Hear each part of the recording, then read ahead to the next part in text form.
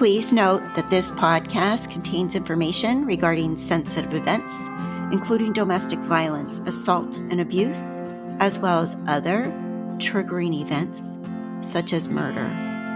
This podcast is intended for mature audiences. When Alice jumped down the rabbit hole, she immediately regretted her decision. A rabbit hole is a metaphor for something that transports someone into a troubling, surreal state or situation. Welcome to Afterglow, unveiling the Idaho Cult. This podcast will take you down the deepest of rabbit holes as it unfolds. The story is so compelling, so bizarre, and so heinous, it's impossible to look the other way. Chad Daybell and Lori Vallow were dedicated in the most horrible way to an ideology that should only be fiction. Instead, their ideology put them behind bars. Join us as we explore the lives, lies, and diabolical crimes of Lori Vallow and Chad Daybell. I'm your host, Kathy Brooks. Please follow and subscribe wherever you get your podcasts. This is episode 18 of season 2, Serena Sharp.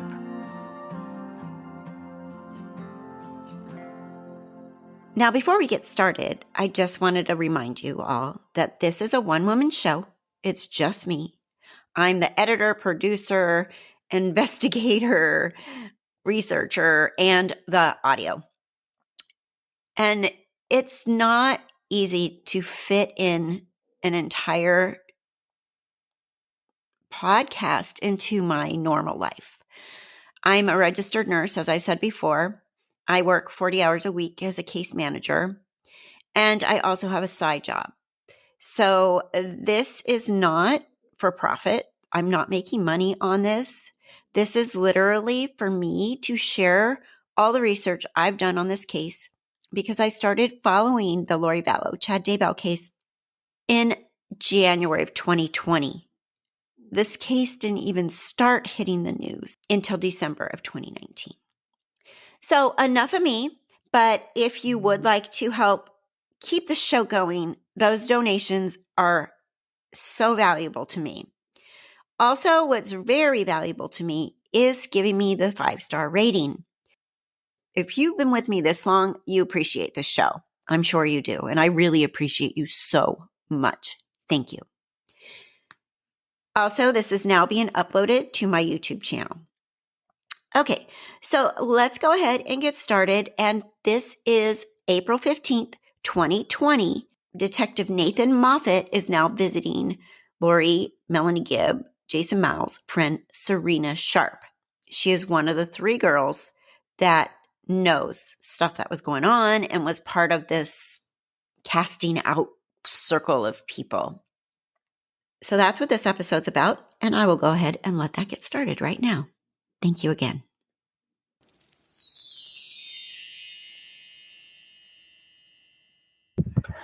April 15th, 2020 at 16:50 hours, Detective Moffett at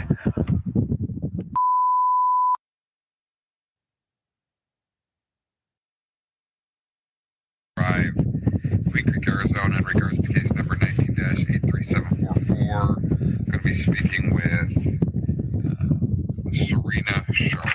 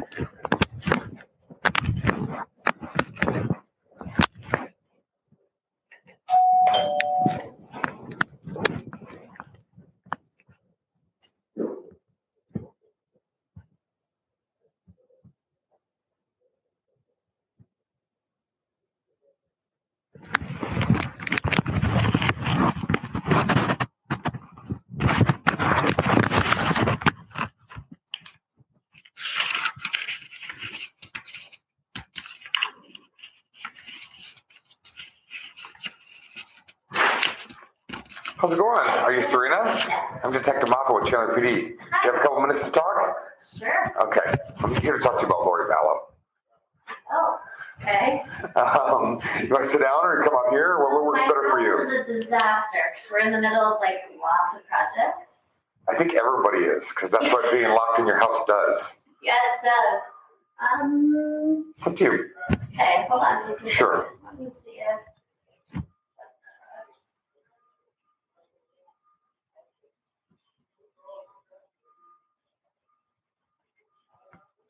When did my husband join this too?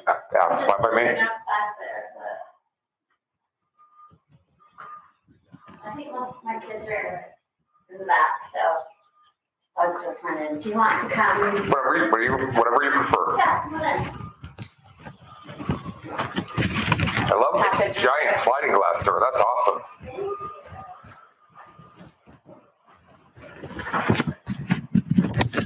Hey, Adam. Do you want to come join us? Yes. Oh, no problem.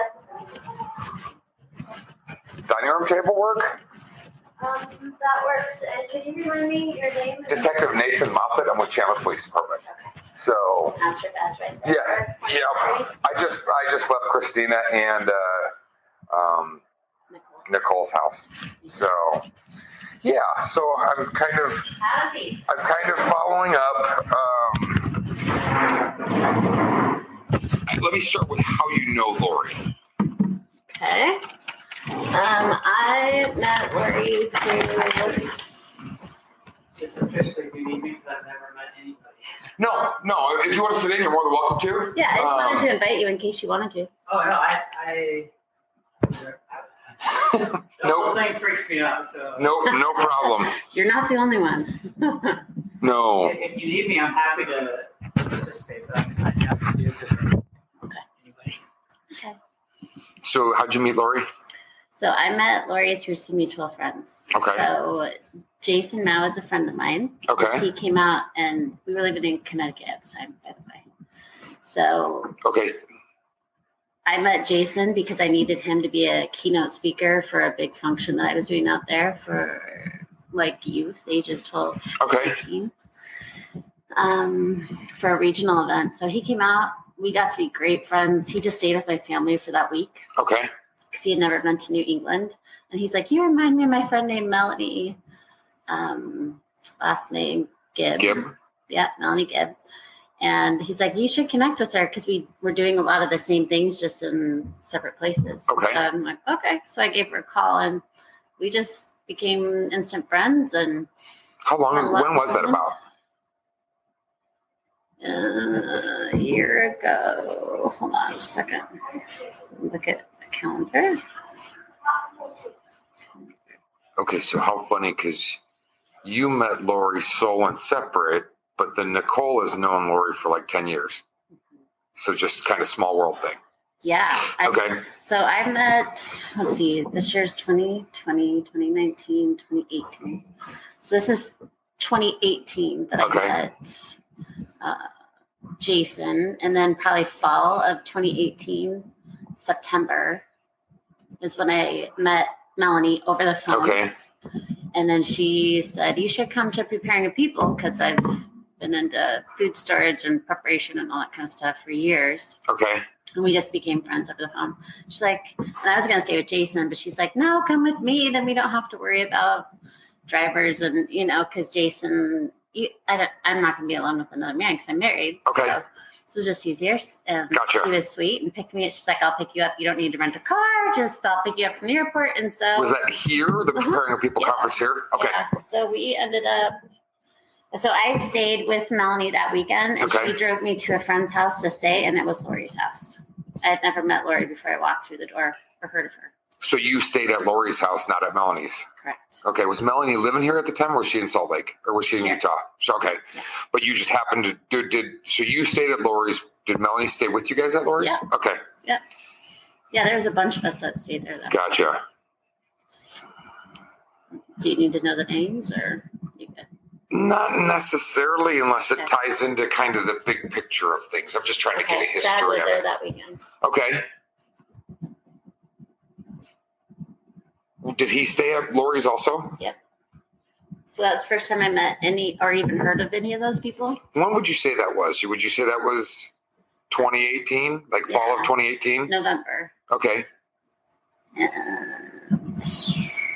I would say, I don't know if it's still on my agenda. And is that when you met Chad? Mm-hmm. Okay. Yep. Okay. Yeah, so first or one of the weekends in November before Thanksgiving. Okay. If that's helpful. Did Chad and Lori know each other before then? I assumed they did. Okay. Like, I met everybody for the first time ever except for Jason Mao. Okay. So I was pretty overwhelmed that weekend with Gotcha. everything. Like, Okay. I'd never been to Arizona since I was a kid, and I had come to visit. Okay. I didn't, like, first time even meeting Melanie face to face. So Gotcha. I was like, when you meet a whole bunch of people and you're Yes, the only you're one that's overload. you and everybody's like knows each other, you're just kind of wide eyed. Okay. Yeah. So, I guess so you meet everybody kind of for the first time in November of 18. Yeah, but I'm there for the conference. Okay. So we go to And the that was for conference. the Preparing of People conference. Yeah, yeah. Okay. And I help like we go early. Oh gosh. If you need me to know like specific dates, I think I flew in on Thursday. We went to the temple Thursday night. Friday, she had people over at her house for like a morning side type thing. Okay. And then Friday night, we went early to Preparing a People conference to help set up. Okay. Because Melanie's was really tight with the people running the program. Okay. And that was your first time even becoming involved or seeing Preparing a People? My first time? Yes. Yeah. Yeah. I guess we're kind of what happens from there with the relationship and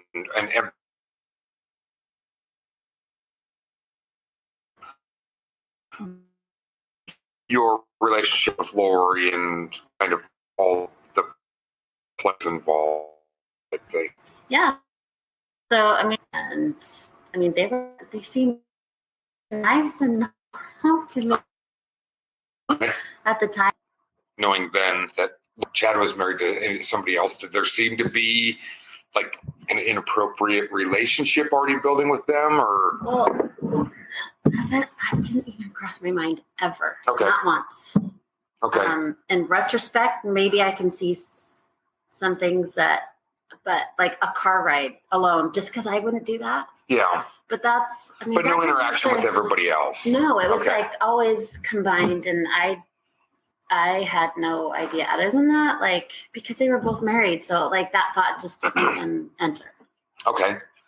So Call me naive, and it probably was, but I just didn't see anything. So it's my understanding that it was right around that time that they met. So I think their relationship, their friendship, or whatever you want to call it at the time, was still fairly new. So I don't think you. Right.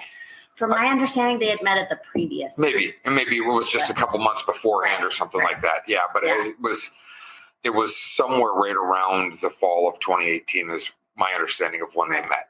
So, when did you move down here?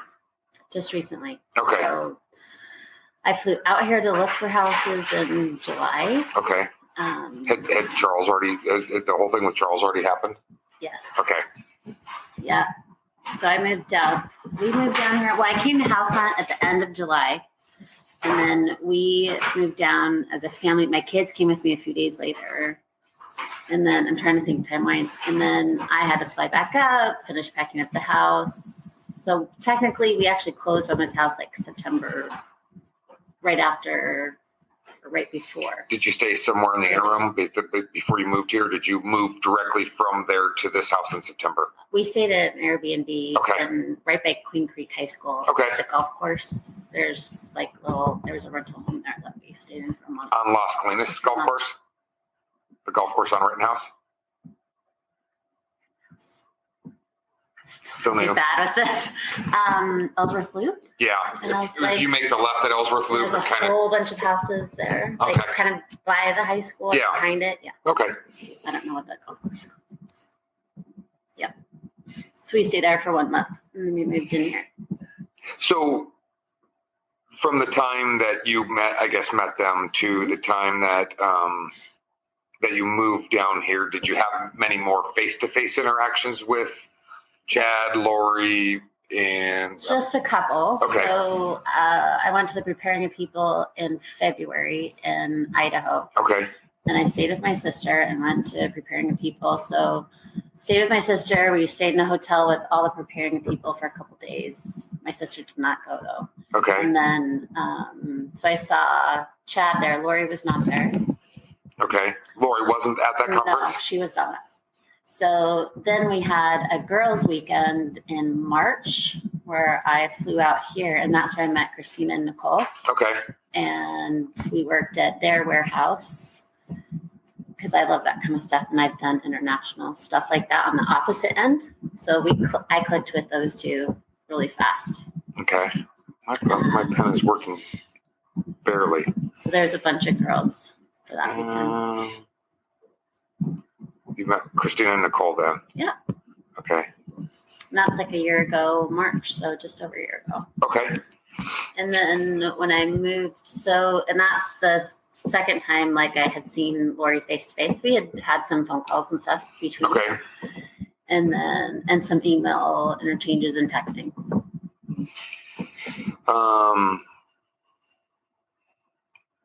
And with your interaction with Lori, I guess after this and kind of in the March and stuff, had you seen anything with the Chad, the relationship develop or progress, or? I was out in Connecticut, so I didn't and I was not like in the inner circle, if that's what you want to say. Did you do any of the podcasts with them? Yes. Okay. So when I came out in March, I did 2 podcasts. Okay. Yeah. All in one morning. It was Monday morning right before I left. So I did 2 podcasts.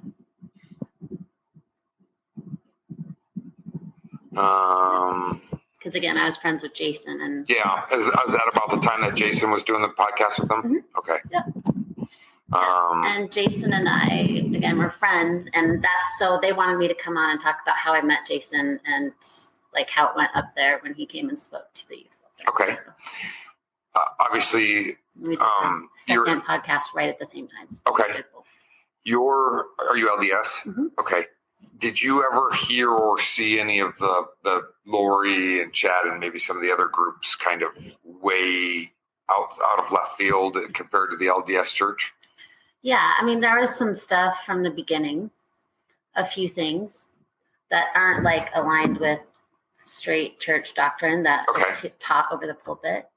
But I wasn't concerned about anything until like that March. Okay. There was a couple of things like maybe there that I was a little uncomfortable with, but then afterwards, just some things that they were saying. Are you LDS? No. By any chance? Okay. Like for example, she was talking about not repenting. Okay. And that we don't need to repent anymore. And I'm like, it says all over the Bible that we need to repent and come to God. Like, and that was a big trigger for me. They also about that time too, she kind of cut me off as well. She said that I was all sorts of stuff. I'm sure you've got all the evidence for that. But, is that when she said you were an evil spirit or dark or whatever? Okay. Which I did not know at the time. I got really, really sick, and they told me that Zulema was going to handle like me and just help me through it. And Lori just kind of just stopped communicating with me, but never told me why. Nobody, and Zulema didn't tell me this. I didn't. When did you meet Zulema? At the first Preparing of People in November. Okay. Mm-hmm. And we became good friends. Like pretty fast. So I saw her again at the February one. Okay. And we talked often. I probably talked more to her than anybody. Okay. But yeah, after the March one, they just said that I was afterwards like prideful and I was going to turn evil. And I didn't know any of that though until just recently. Melanie Gibb was the one who told me that in January. So that was very hurtful to hear, but I had no idea. I'm not LDS, but I believe in the power of prayer, and trust me when I say you don't need their prayers. Yeah, but it was hurtful too. Yeah, absolutely. You know what I mean? Yeah. I didn't understand what was going on, and I just met people, and I'd only met her twice, like in person, and have somebody say, like, treat you, all of a sudden, you know, there's a huge flip that's been a huge switch that's been flipped, and you just don't understand why. And I thought it was because I was sick. Okay. And she said, like, evil spirits are like attacking you, and I did know that. She did tell me that she said, what did she say, that there's a breach and that I was being indoctrinated at night. That's what she told me. I thought, oh dear. So, like, I tried to just get better and fix anything that I thought might be wrong in my life, which, you know, we've always got stuff to work on. So Absolutely. But then after that, she wouldn't talk to me, and I guess that's when she said I was turning evil. My husband was evil, and which I didn't know she said that either until Melanie told me in January. Okay. Yeah. Just this past January. Mm-hmm. Okay. Yeah. Yep. Knowing now, I guess, how much of the investigation have you seen on the news or anything else like that, since this has progressed? Yeah. And you're kind of aware of all the different things that we're investigating.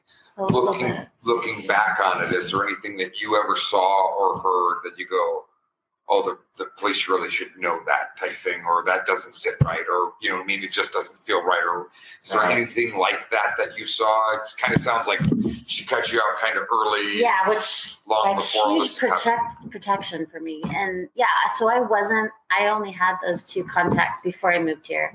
And then after I moved here, I saw her twice. You saw Lori twice? Mm-hmm. When was that? So I moved here in July. Okay. And it was either Zulema or Lori, and I can't remember which, said, hey, let's have a lunch. And so we met at, like, all the girls at Cafe Rio. Costa Vida? Yes, thank you. Okay. So we met there for lunch, and it was weird. Okay. I could just tell things were weird. Is that the girls' lunch that Alex was present on? Yes. Okay. Was that the first time that you met him? No, I had met him when I met Lori the first time. Okay. So in November at that Preparing of People, he came over. Okay. Once or twice. Did you have much interaction with him? Anything that stands out about that interaction? I mean, anything? No. Okay. No. Anything that you ever heard that we should know? It sounds like you're kind of on the periphery, especially living out of state. And thank heavens. Right. I was really protected, I think, through this whole thing. No, it actually made moving here harder, but we just knew we were supposed to move here. So regardless of... It sounds like you have really good friends in Christina and Nicole. So everything happens for a reason, right? It does. And they're amazing. And my kids, we're supposed to be here. My kids are amazing, and they've had a good experience. So we're supposed to be here. It's great. It's been awesome. So the reason that I came to be here to talk to you. Hi, Jared. I'm Nate. Nice to meet you. Nice to meet you. I don't know if you've seen any of this in the media and stuff, but this was a thing with that Chad was sent Lori, and the names were blocked out because I didn't know how everybody knew each other and why. But one of these is Nicole, and the other one is Christina, and then you, and then obviously Melanie Gibb, Jason Mao. And so, mind if I see this? No, absolutely. It's better from the beginning, so you can kind of get where they believe your history is and where everybody else's history is.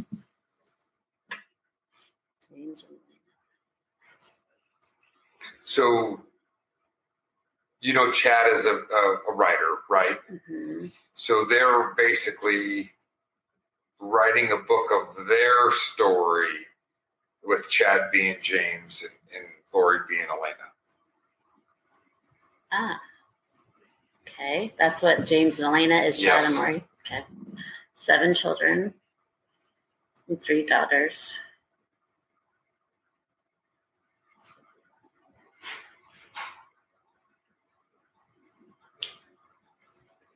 Wow. So Lori's guardian angels.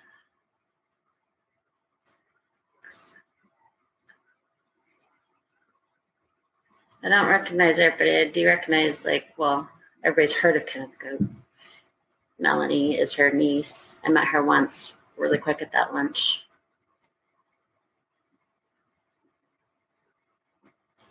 Gosh,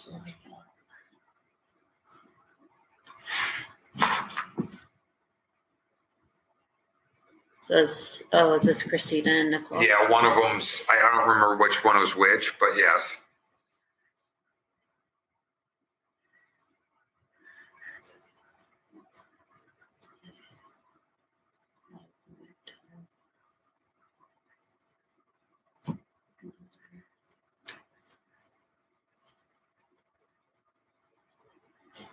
Yeah.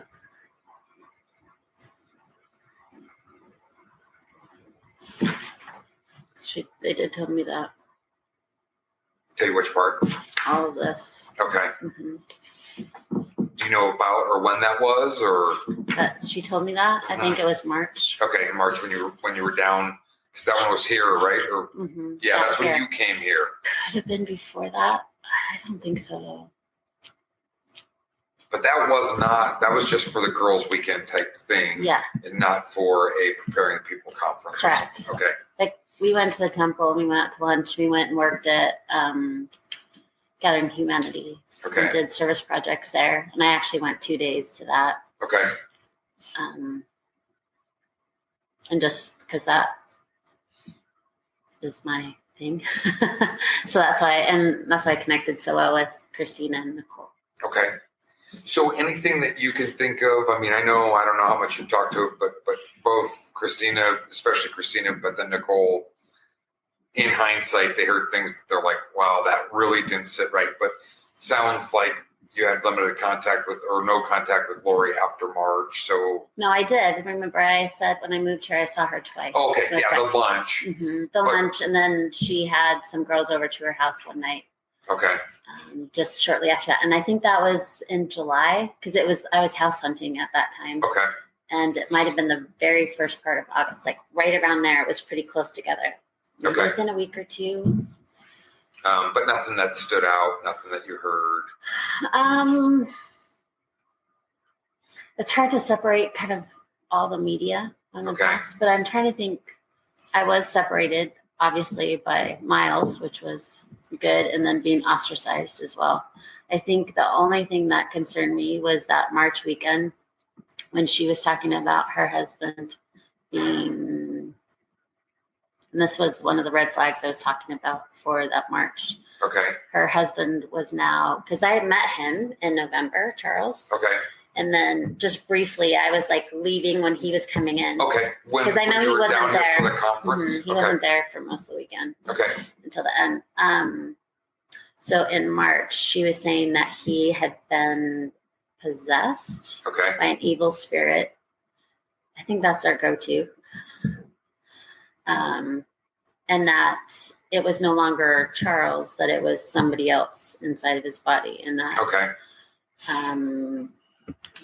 they needed to get rid of, like somehow, like she needed to cast him. She needed help casting the evil spirit out, or something like that.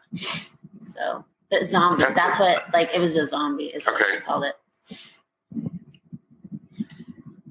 They never talked about killing the zombie, though, right?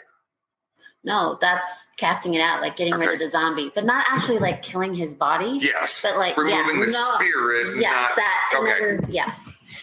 Yes, and then somehow like removing the spirit. Like Charles was already gone, so I didn't know if that meant Charles would come back or the body would die or whatever. Okay. But yes, removing the spirit of Ned. I think it was Ned. Okay. Which I thought I was a little uncomfortable with that whole thing. Like obviously, that's a little out there, so a lot. Anything else you could think of? She talked to me in August, so that beginning of August, end of July, when I went to her house. She told me that night, because that's the first time I'd seen her since Charles had died, and I just asked her, like, are you okay? Like, what happened? Because I don't really like watching the news. I don't like media, because I don't like. They screwed up most of the time, but yeah. What did she say happened? Like in her words? That you remember. Okay, so she told me that Charles came to get JJ. Okay. From, I think it was school.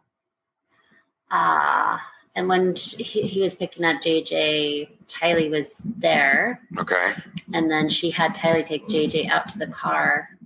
And then he picked up a bat, Charles did, but her brother Alec, is it Alec or Alex. Alex was there, and Alex just shot and killed him. Okay. And I think she said shot him twice. Is that right? Yeah. Yeah. Shot and killed him, and it was horrible. And he came at him with the bat and hit. I think he said he hit. Charles hit Alex with the bat, and then Alex had to shoot him. Gotcha. So that's the story I got. But it sounds very much like that's the story she gave to police as well. So Very similar, yeah. she wasn't going to tell me anything. I mean, we weren't close at all, and she thought I was going to turn evil. Right. Okay. Excuse me. I ran out of business cards. Okay. So I'm going to give you my desk phone number and then my email address. Okay. They have us working from home 3 out of 4 days a week. So email's best because this is my office day and I don't think I'm back in the office until next Friday. Okay. So email, because we work 4 10-hour days and we're just kind of drawing office days. And then I also did I gave both Christina and Nicole my phone number in case you lose it. I gave Nicole my email address. I forgot to give Christina it. Okay. I can give it to her. I'm getting promoted and going back to the road in a couple weeks, so I figure it's not worth ordering business cards. Good for you. So yeah. So what Melanie told me in February, or January, she gave me kind of the rundown of everything that happened. She said that I started asking too many questions last spring. I don't doubt that. I don't doubt that Lori became cynical. Mm-hmm. I think what worked well for them is they were looking for other people that bought into their outlandish beliefs. And I think if you didn't buy in, you weren't a believer. And I had this conversation with both Christina and Nicole. Is all religion is based a lot on faith. Right. And if this is their religious views, how do you dispute or debunk it when it's their religious views? Right. And I think that's a lot of what this is. And they were hunting for people like Zulema, very like-minded people that would follow this. Right. Well, and they start very much with things that are mainstream. Yeah. And then when you kind of yes, I believe that. Yes, I believe that. And then they kind of add to that. So it makes, and some of it makes sense when you look at the scriptures.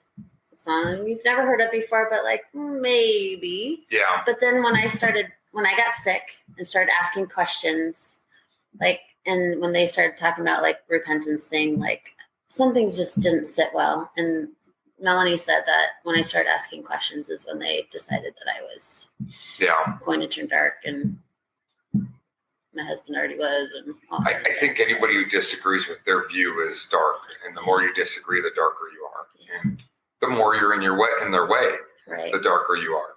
So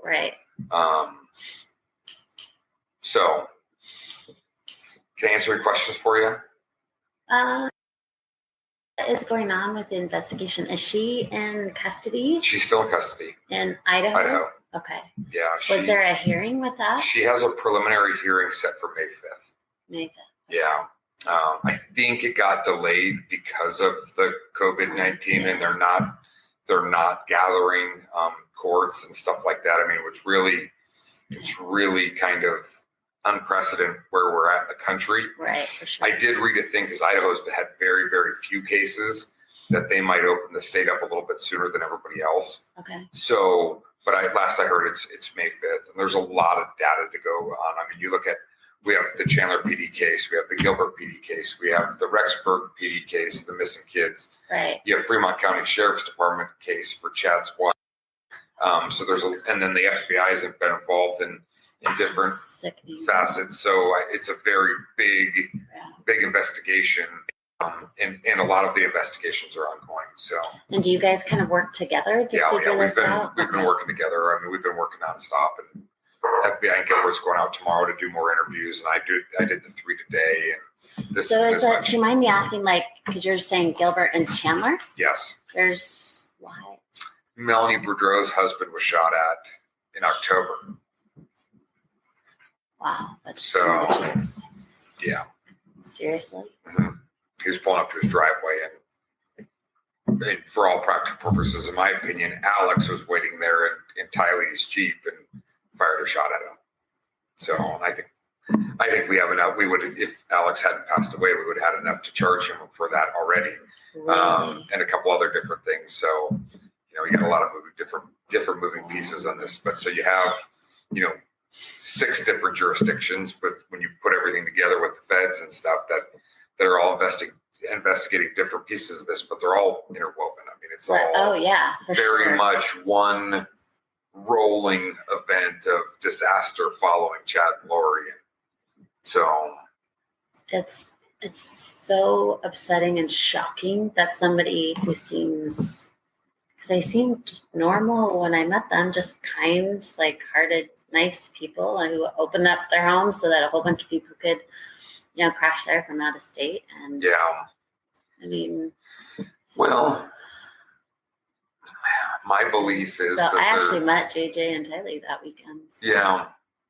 My belief is they're kind of rolling after a self-fulfilling prophecy of whatever it is that they think benefits them right now. And it's just, it's just kind of gross. I mean, really, with the totality of the investigation and the things that we've uncovered and stuff, it's bizarre at best. Really? It's just, it's one of those things. It's tragic. And at the end of the day, there's still 2 kids missing. And the deaths that are like piling up are horrific. Yeah, absolutely. Absolutely. Because she has, 2 husbands? Yeah, I don't know. And then he's got his wife, who's seemingly out of the blue. Yeah. Weeks after she moved there is what Melanie and the news is saying. I didn't even know she had moved. Yeah, she moved there end of August, beginning of September. So. And then Alex passed away. Did I assume they have a coroner's? Because I know. Yeah, that's still pending an autopsy. Okay. I'm sure there's findings, but probably not released yet. It does appear that there might be an underlying. I'm saying karma got him. It does appear that there might be some underlying medical conditions. It's still pending a lot of toxicology and stuff, but there's a very good chance that Alex's could be a natural death. Okay. So. I'm not as convinced for everybody else. So, kids. Yeah. Because she seemed like when I met her in November with her kids there, like she really loved her kids. I didn't even question that, Yeah, but hypothetically, if evil spirits get in the way, and and they're not her kids anymore, just like he wasn't her husband anymore. Yeah. And they're stopping her from doing whatever she thinks she needs to do. Yeah. Yep. So what about, do you mind me asking about Zulema? Like, where is she in all this? What happened to her? She's still at her house in Gilbert, as far as I know. Is she? Okay. Yeah, I mean, there's some things that we wanted to follow up with her on. And she's retained an attorney. So. Oh, really? Yeah, so we actually have a call into her attorney right now to try to do a follow-up interview on her. Wow. But, yeah. Oh my gosh. She was very much subscribed a lot to Lori and Chad's extreme views. Mm-hmm. So. Yeah, I do know that. Because, like I said, we were close for a few months there. Yeah. Until I was ostracized. But. It's a good group to get kicked out of. Yes. So. You're going to get kicked out of something. That's a good group to get kicked out of. I'm just saying. I know. For sure. Do you have any questions for me? Like anything? Not that I can think of. I mean, I know that like Christina had heard she was at Zulema's house during a prayer thing, and Lori got way overboard, and there were statements made. And I'm more concerned about what you know firsthand. I wasn't there. So it's at least I have some good background information and stuff. Yeah. And, like I said, we're just kind of following up, and clearly, JJ and Tylee aren't with you, correct? No, haven't heard or seen from them in quite a while. I wish. That's part of the thing is just making sure that that we run down any and all acquaintances. Right. I would assume that every normal person, when they see the national news about 2 kids missing, if the kids were there, they would, especially when Lori's in jail, they would go, hey, I have the kids, they're here safe and sound. And that hasn't happened. So I keep open, but like that is becoming more dim as time goes on. Do you guys have any hope that the kids are alive? Personally, I don't. I mean, I just don't at this point. When, Lori's been on the run since the day of a welfare check that she didn't know was coming, and basically left town that day and hasn't looked back. Was sitting in Hawaii, make statements to the attorney that the kids are fine, and now you're sitting in jail. If you left your kids with a reasonable, responsible adult, and you're sitting in jail for abandonment, and they truly are just with a responsible adult, once you go, all right, the jig's up, they're right here. Yeah. So, and they haven't. So I just, with that and a lot of other things that I just can't discuss, obviously because of all the pending investigations, I have very, very little hope. Slim to none, and Slim left town. So, yikes. And that's me personally, but so this is my contact information. Okay. If you happen to think, tonight, next week, whenever, like, oh man, I just forgot that I heard this or that or whatever, just follow up, just call me and leave me a voicemail or shoot me an email. Okay. And you're looking for firsthand stuff, because like Melanie told me a lot in January, but you're not looking. We've interviewed Melanie. Yeah, myself and the Gilbert detective interviewed Melanie for a couple hours at the police department, and then they have since re-interviewed her a couple times. So if that's she called me after that, and she said, "I think I need to tell you what's going on, and I need to tell you what happened to you." And so she actually apologized, which was really sweet. But she's like, "I just felt like I need to go to the police." I'm like, "Yeah, you did." Yeah, absolutely. Holy crap. Absolutely. So, what is a good contact number for you?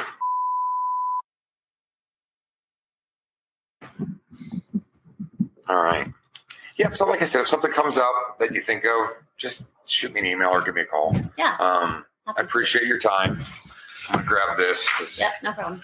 Everything I seem to leave out gets to the media one way or another. So the only blessing of this COVID thing is it's got this case out of the media for a little while, because it's out of sight, out of mind. Because this is a difficult case at a lot of turns, and at the end of the day, there's a lot of victims attached to it. What we want to do is accountability and accountability and justice for the victims in the case. So and give you guys the space to figure it all out too. Yeah, it's absolutely, nice absolutely. that you have that time. I had an email leaked to the media last week that was all over national, or 2 weeks ago, on this all case? over national news. Yeah, and it was in a response to Charles had 2 adult sons. Their mom's been a point of contact, and I'm like, hey, look, we're still working on it. I hope to get Lori indicted, and she ran to the media with it. So you never know who's going to run to the media next for whatever reason. So it just makes the job more difficult. Yeah. So I appreciate it. I appreciate your time. Yeah, and that's the kids. And the bottom line in all of this is our job is to find the truth. Right. If she's done nothing wrong, or if he's done nothing wrong, at the end of the day, it's absolutely. So, all right, you guys. This is a big one. Yeah, that's what I was telling Nicole and Christina.